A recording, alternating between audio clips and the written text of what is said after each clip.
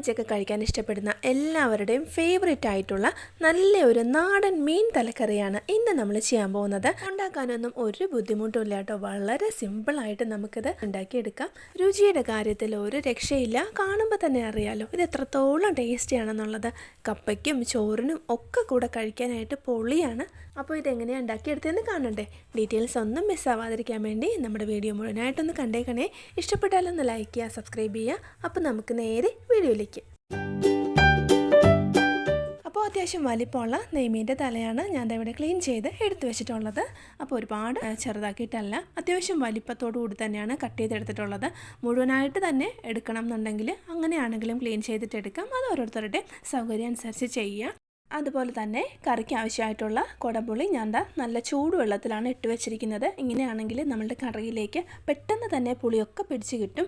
ഞാനൊരു 3 അത്യാവശ്യം വലിപ്പമുള്ള കുടംപുളി ചെറിയ പീസായിട്ട് കീറി ഇട്ടിരിക്കുവാണ്. അപ്പോൾ ഇതിവിടെ ഇരിക്കട്ടെ. ഇനി ബാക്കി കാര്യങ്ങൾ എന്തൊക്കെയാണെന്ന് നോക്കാം. അപ്പോൾ ഞാൻ ഫ്ലെയിം ഓൺ ചെയ്ത് അത്യാവശ്യം വലിപ്പമുള്ള ഒരു ഉരുളിയാണ് വെച്ച് കൊടുത്തിട്ടുള്ളത്. ഇതിലാണ് നമ്മൾ ഉണ്ടാക്കിയെടുക്കാൻ പോകുന്നത്. നന്നായിട്ട് ചൂടായ ശേഷം ആവശ്യത്തിനുള്ള വെളിച്ചെണ്ണ ഒഴിച്ചു കൊടുക്കാം. ഞാനൊരു 3 ടേബിൾ സ്പൂണോളം ഇപ്പോൾ ഒഴിച്ചു കൊടുക്കുന്നുണ്ട്. വെളിച്ചെണ്ണയൊക്കെ ഇപ്പോൾ നന്നായിട്ട് ചൂടായിട്ടുണ്ട്. ഇനി ഇതിലേക്ക് നമ്മൾ ആദ്യമേ തന്നെ ചേർത്ത് കൊടുക്കാൻ പോകുന്നത് ഉലുവയാണ്.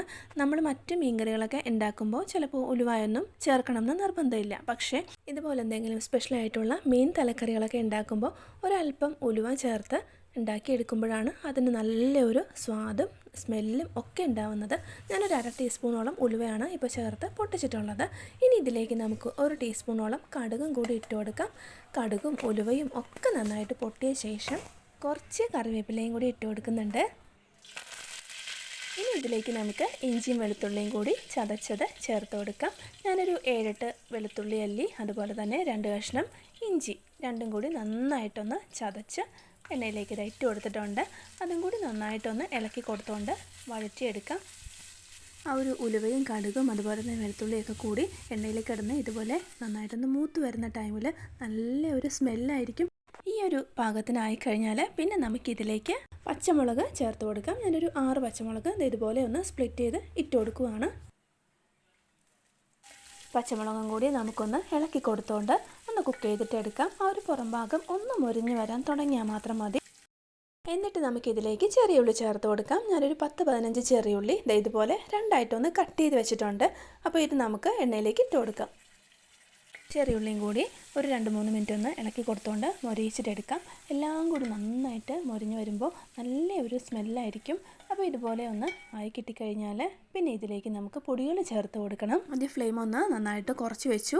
ഇനി ഒരു പ്ലേറ്റിലേക്ക് ഒരു 3 ടേബിൾ സ്പൂൺ അളവിൽ സാധാരണ മുളക് പൊടി ഇട്ട് കൊടുക്കാം. അപ്പോൾ അത്യാവശ്യം എരിവും കൂടി ഉണ്ടെങ്കിൽ നമ്മളുടെ ഈ ഒരു തലക്കറിക്ക് നല്ല അടിപൊളി ടേസ്റ്റ് ഉണ്ടാവുള്ളൂ. ഇനി നല്ലൊരു കളറിന് വേണ്ടിയിട്ട് ഒരു 1.5 ടേബിൾ സ്പൂൺ അളവിൽ കാശ്മീരി ചില്ലി പൗഡർ കൂടി ഇട്ട് കൊടുക്കുന്നുണ്ട്. പിന്നെ വേണ്ടത് 1 ടീസ്പൂൺ അളവിൽ മഞ്ഞൾപ്പൊടി, ഒരു പേരിന് വേണ്ടിയിട്ട് മാത്രം 1 ടീസ്പൂൺ അളവിൽ മല്ലിപ്പൊടി, ഇത്രയും എടുത്ത് വെച്ചിട്ടുണ്ട്. ഇനി നമുക്ക് ഈ ഒരു കൂട്ടിലേക്ക് പൊടികൾ ഇട്ട് കൊടുക്കാം. പൊടികൾ ഇട്ട് കൊടുക്കുന്ന ടൈമിൽ ഫ്ലെയിം നന്നായിട്ട് കുറച്ച് തന്നെ വയ്ക്കുക, അല്ലെങ്കിൽ പൊടികൾ പെട്ടെന്ന് കരിഞ്ഞു പോകും. ഇനി ഇതിൻ്റെ ആ ഒരു റോ ടേസ്റ്റും കാര്യങ്ങളൊക്കെ ഒന്ന് മാറ്റിയെടുക്കാം. നന്നായിട്ട് ഇളക്കി കൊടുത്തുകൊണ്ട് ഒരു 2-3 മിനിറ്റ് കുക്ക് ചെയ്തിട്ടെടുക്കാം. പിന്നെ നമ്മൾ ഇട്ട് കൊടുത്ത എരിവ് കാര്യങ്ങളൊക്കെ പോരാന്നുണ്ടെങ്കിൽ ഒരല്പം കൂടി അങ്ങോട്ടോ ഇങ്ങോട്ടോ വ്യത്യാസപ്പെടുത്താം. അതൊക്കെ ഓരോരുത്തരുടെ ടേസ്റ്റിനനുസരിച്ച് ചെയ്യാം. കാശ്മീരി ചില്ലി പൗഡറൊക്കെ നന്നായിട്ടൊന്ന് കുക്കായില്ലെങ്കിൽ അതിൻ്റെ ആ ഒരു പച്ചമണം അങ്ങനെ തന്നെ നിൽക്കും. അപ്പോൾ അതുകൊണ്ട് ഇതുപോലെ സ്ലോ കുക്ക് ചെയ്ത് നന്നായിട്ട് പൊടികളൊക്കെ ഒന്ന് മൂപ്പിച്ചിട്ടെടുക്കാം. 2-3 മിനിറ്റ് ഞാൻ ഇളക്കി കൊടുത്തിട്ടുണ്ട്. ഇനി ഇതിലേക്ക് നമുക്ക് നമ്മൾ നേരത്തെ സോക്ക് ചെയ്ത് വെച്ചിരുന്ന കുടംപുളിയും ആ ഒരു വെള്ളത്തോടു കൂടി തന്നെ ഒഴിച്ചു കൊടുക്കാം. ഇപ്പോൾ ഒരു കപ്പ് വെള്ളമാണ് ഞാൻ ഒഴിച്ചു കൊടുത്തത്. ഇതിനോടൊപ്പം തന്നെ 1 കപ്പ് കൂടി ഒഴിച്ചു കൊടുക്കാം. ഇനി നമ്മളുടെ കറിയിലേക്ക് നല്ല ഒരു കൊഴുപ്പ് കിട്ടാൻ വേണ്ടിയിട്ട്, നല്ല കട്ടിയുള്ളൊരു ഗ്രേവിയൊക്കെ കിട്ടാൻ വേണ്ടിയിട്ട് 2 മീഡിയം വലിപ്പത്തിലുള്ള തക്കാളി ഒന്ന് കട്ട് ചെയ്ത് നന്നായിട്ടൊന്ന് അരച്ചെടുത്തതാണ്. അപ്പോൾ ഇതും കൂടി നമ്മൾ ഈ ഒരു കറിയിലേക്ക് ഒഴിച്ചു കൊടുക്കുവാണ്. ഇനി നമ്മൾ ഉപ്പ് ഒഴികെ മെയിനായിട്ടുള്ള കാര്യങ്ങളെല്ലാം ചേർത്ത് കൊടുത്തു. ആവശ്യത്തിനുള്ള ഉപ്പും കൂടി ഈ ഒരു സമയത്ത് തന്നെ ഇട്ട് കൊടുത്തേക്കാം. അപ്പോൾ ഞാനൊരു 2 ടേബിൾ സ്പൂണോളം ചേർത്ത് കൊടുക്കുന്നുണ്ട്. വേണമെന്നുണ്ടെങ്കിൽ നമുക്ക് പിന്നീട് ചേർത്ത് കൊടുക്കാം. എല്ലാം കൂടി നന്നായിട്ടൊന്ന് ഇളക്കി ഹൈ ഫ്ലെയിമിലിട്ട് നല്ലപോലെ ഒന്ന് തിളപ്പിച്ചെടുക്കാം. അപ്പോൾ പെട്ടെന്ന് നമുക്കൊന്ന് തിളച്ച് കിട്ടാൻ വേണ്ടിയിട്ട് ഞാനൊന്ന് മൂടിയും കൂടി വെച്ച് കൊടുത്തിട്ടുണ്ട്. അപ്പോൾ ചെറുതായിട്ടൊന്ന് തിളവരാൻ തുടങ്ങിയിട്ടുണ്ട്. ഇത് പോരാ, നന്നായിട്ടൊന്ന് വെട്ടി തിളയ്ക്കണം. നല്ലപോലെ ഒന്ന് തിളച്ച് വന്നിട്ടുണ്ട്. ഇനി ഇതിലേക്ക് നമുക്ക് തല കഷ്ണങ്ങൾ ഇട്ട് കൊടുക്കാം. എല്ലാം കൂടി നന്നായിട്ടൊന്ന് ഇളക്കി ഹൈ ഫ്ലെയിമിലിട്ട് നല്ലപോലെ ഒന്ന് തിളപ്പിച്ചെടുക്കാം. അപ്പോൾ പെട്ടെന്ന് നമുക്കൊന്ന് തിളച്ച് കിട്ടാൻ വേണ്ടിയിട്ട് ഞാനൊന്ന് മൂടിയും കൂടി വെച്ച് കൊടുത്തിട്ടുണ്ട്. അപ്പോൾ ചെറുതായിട്ടൊന്ന് തിളവരാൻ തുടങ്ങിയിട്ടുണ്ട്. ഇത് പോരാ, നന്നായിട്ടൊന്ന് തിളച്ച് വന്നിട്ടുണ്ട്. ഇനി ഇതിലേക്ക് നമുക്ക് തല കഷ്ണങ്ങൾ ഇട്ട് കൊടുക്കാം.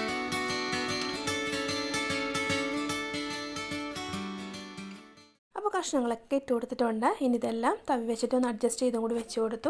ഇനി ഹൈ ഫ്ലെയിമിലേക്ക് വെച്ച് നമുക്കിതൊന്ന് അടച്ച് വെച്ചിട്ട് തിളപ്പിച്ചെടുക്കാം. അപ്പോൾ ഇതാ കറി നന്നായിട്ടൊന്ന് തിളച്ച് വന്നിട്ടുണ്ട്. തിളച്ച് കഴിയുമ്പോഴും അത്യാവശ്യം വെള്ളം മീനിൽ നിന്ന് തന്നെ ഇറങ്ങി വരും. അതുകൊണ്ട് തന്നെ നമ്മൾ വേവിക്കാനായിട്ട് വെള്ളം വയ്ക്കുമ്പോൾ ഒരുപാട് വെള്ളമൊന്നും ഇതിലോട്ട് ഒഴിച്ചു കൊടുക്കരുത്.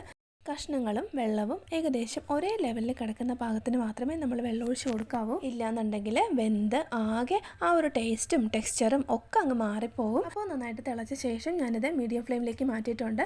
ഒന്നുകൂടി ഒന്ന് കറി വെന്ത് കുറുകി ഒന്ന് റെഡിയായി വരട്ടെ. അതുവരെ നമുക്ക് വെയിറ്റ് ചെയ്യാം. ഇടയ്ക്ക് നമ്മൾ തുറന്ന് നോക്കിയിട്ട് ഇതുപോലെ ഒന്ന് ചുറ്റിച്ചും കൂടി കൊടുക്കുക. അതുപോലെ ഉപ്പ് കാര്യങ്ങളൊക്കെ വേണമെന്ന് നോക്കിയിട്ട് വേണമെങ്കിൽ ചേർത്ത് കൊടുക്കുക. ഒരല്പം ഉപ്പിൻ്റെ കുറവുണ്ടായിരുന്നു, അപ്പോൾ ഞാനത് ചേർത്ത് കൊടുത്തിട്ടുണ്ട്. ഇപ്പോൾ നല്ല കറക്റ്റ് പാകത്തിന് എണ്ണയൊക്കെ തെളിഞ്ഞ് വറ്റി വന്നിട്ടുണ്ട്. ഇനി ഇതിലേക്ക് കുറച്ച് കറിവേപ്പിലകളോട് ചേർത്ത് കൊടുത്തു കഴിഞ്ഞാൽ നമ്മളുടെ നല്ല ഉഗ്രൻ നല്ല നാടൻ ടേസ്റ്റുള്ള നെയ്മീൻ തലക്കറി ഇവിടെ റെഡി ആയിട്ടുണ്ട്. അപ്പോൾ ഞാൻ ഫ്ലെയിം ഓഫ് ചെയ്തു. ഇതിങ്ങനെ തിളയ്ക്കാൻ തുടങ്ങിയപ്പോൾ മുതൽ ഭയങ്കര അടിപൊളി സ്മെല്ലാണ്.